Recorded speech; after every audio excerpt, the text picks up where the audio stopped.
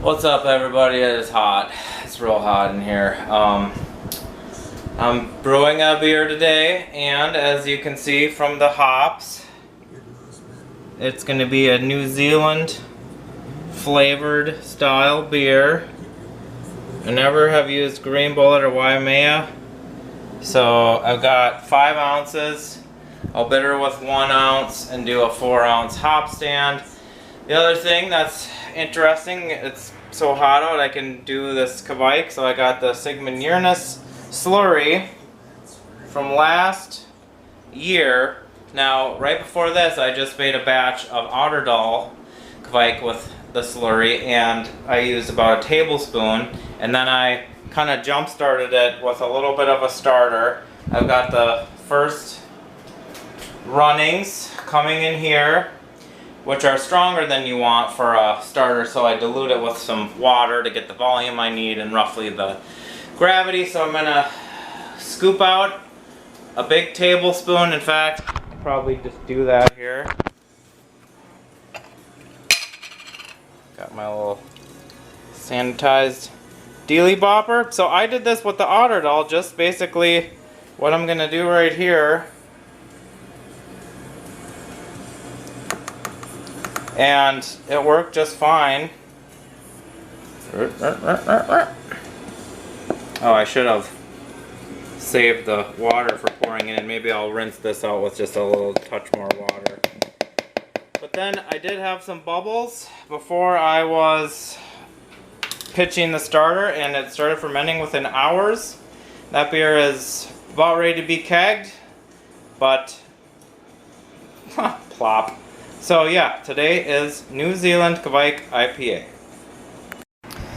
Okay, so the boil is done. I added the Green Bullet hops after the boil was done. It's been about 15 minutes and now the temperature is down to 183. So I have 2 ounces of this. Now these are higher alpha acid, 17.8, but now we're at the point where I shouldn't get a whole lot of bitterness from what I understand with this temperature. So there they go for another, I suppose, 15 minutes, and then we will chill this all down and check the gravity. So the Sigma-Uranus yeast starter thing that I made did not seem like it was as active as the Otterdal one that I did the previous week, which you'll see in another video where it was kind of having bubbles and really looking like it was fermenting. So I pitched it anyway, and I just thought if it wasn't going to take off, I could just throw in some more of that Otterdal if need be. I was not around last night to check on the beer, so I didn't know if it got going or not, but I am here this morning, and the first thing I did was come and look. And voila, it is going. So I was very pleased to see that. We have a nice Kreuzen going. The temperature, it kind of cooled off a little bit last night. We had a lot of rain. So it's 83 right now. It's not as warm as it could be. I'm not sure what the forecast is today, but I do have it on my porch, and I have it south-facing porch, and I have the shades up. So if we get some sun and if it gets warm, this porch will heat up, and then the beer will heat up. But still, 83 is definitely warmer than you would ferment a conventional yeast. And I hope to be kegging the Otterdal one today as well, kind of unrelated to the Sigma-Uranus. But yeah, I'm glad to see it's fermenting. See how it comes out. Hello.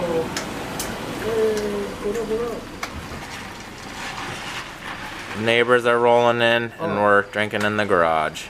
We're gonna try the New Zealand Kveik IPA. Never been created before. Today it got down to 1.008, so pretty crisp. This yeast slurry also similar to the Otterdal beer that I made, which there should be a video out on that by now. Worked just fine. It sat around for a year in my fridge, and I made the activator little thing, and there you go. So these hops were also what I really wanted to experiment with because I have never used any of these New Zealand hops. Wakatu bittering, probably not getting a whole lot of flavor from that, but Green Bullet went in right at flame out. 15 minutes later it was down to about 183, and that's when 2 ounces of Waimea went in. So a 4-ounce hop stand, and I think the hops come through pretty strongly on this. Yeah, there's multiple hop layers of flavor, and then it definitely even the bitterness side between the bittering hop and maybe those early hops in the hop stand, like you pointed out. There is a bitterness that reaches all the way to the very aftertaste. Yeah, it's almost like I mean, we used to drink and people used to make those more bitter beers. Bitter. Y'all remember? Remember them bitter beers? Bitter beers. I mean, now you would associate it with, I don't know, West Coast IPAs. Yeah. Slightly more of a bitter effect, but so on the Green Bullet, I mean, we were also pre-tasting, and a lot of the things we were kind of getting was kind of interesting. You look at the descriptions, and you guessed it, there they are. Yeah. When it was getting poured, I was like, ooh, orange jam, apricot jam. I wouldn't have been able to come up with Tangelo on my own. I'll give the writers credit for that, but orangey. It's also lemon lime. I found that the New Zealand hops often kind of have that, but also not just that bitterness of the lemon and the lime, but the rich, sweet fruitness of the oranges, the Tangelos of the world.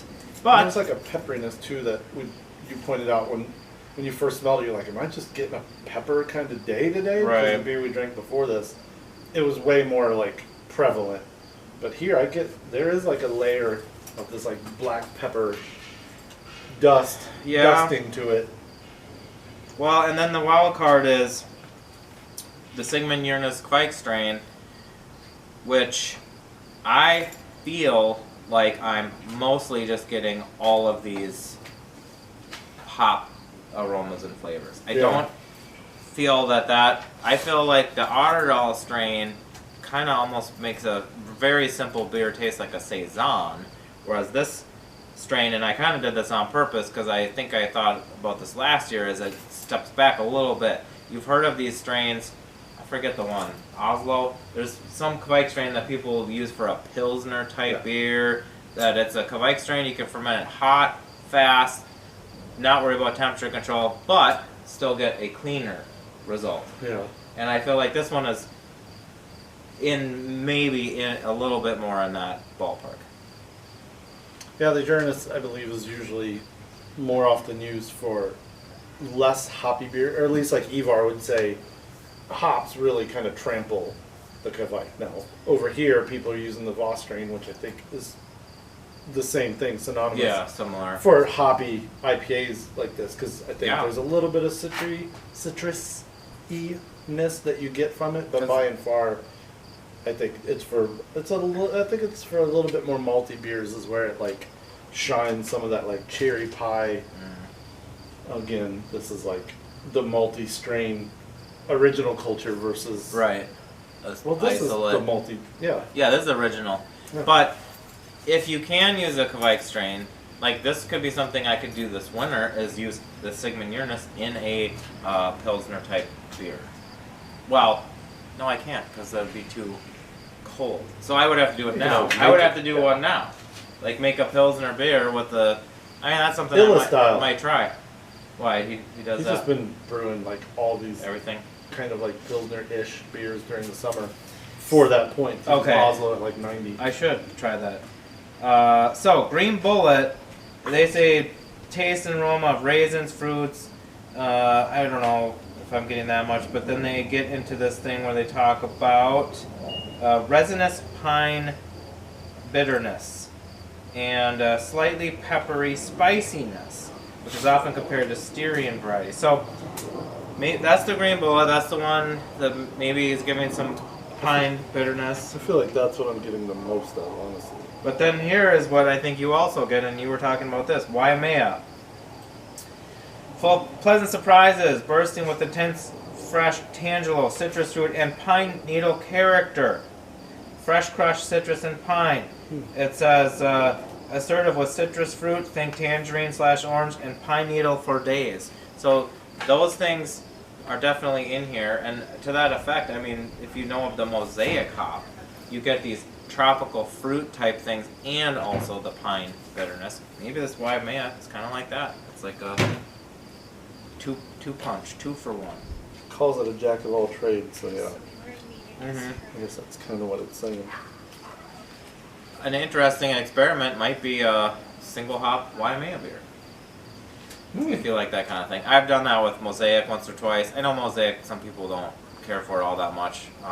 It can be kind of polarizing. I think I thought it was okay, but I think it's interesting when one hop can give you so much different character. Now, I'm also talking about how much flavor I get from that, but that was the hop stand that was after it was already down to 183. So I guess you are supposed to get more flavor from that, less bitterness.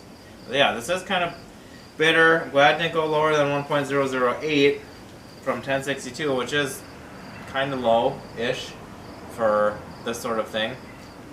That's the good old Kveik strain. Yeah, it took it up to 7-ish%, which I think you also kind of get some of that Little sweetness. alcohol note. Yeah. Yeah, I think you Just might. the sweet, almost more like the mouthfeel than the flavor. Well, I'm happy with this one. Yeah, both of these that you have on are great. Yeah. Different, very different summer beers. This one is. This is one of those ones that we used to always talk about when it's so bitter that you want to take another sip, and then it coats you with a little bit of sweetness, and then it's bitter again, and you're like, it's a circle. The circle of Kronk. Cut it out. Alright, well, our beers are gone, and we have tasted the beer, and you can go make your own Kveik beers and use some New Zealand hops. I mean, this is the 3rd, maybe 4th time I've used some, and, you know, I made the South African hop beer, and these are just way more characterful than those ones. Mm-hmm. They were Southern Promise and Southern Dawn. Yeah. And Passion. No, I didn't do that one yet. No, I'm just saying they're all called like Southern something. The New Zealand hops. I mean, I don't know what it is. I'm trying not to do my Flight of the Conchords New Zealand accent. Do you ever watch that show? Prison. But anyway, band meeting. It's business time. Yeah. Okay. All right. Thank you for watching. Catch you later.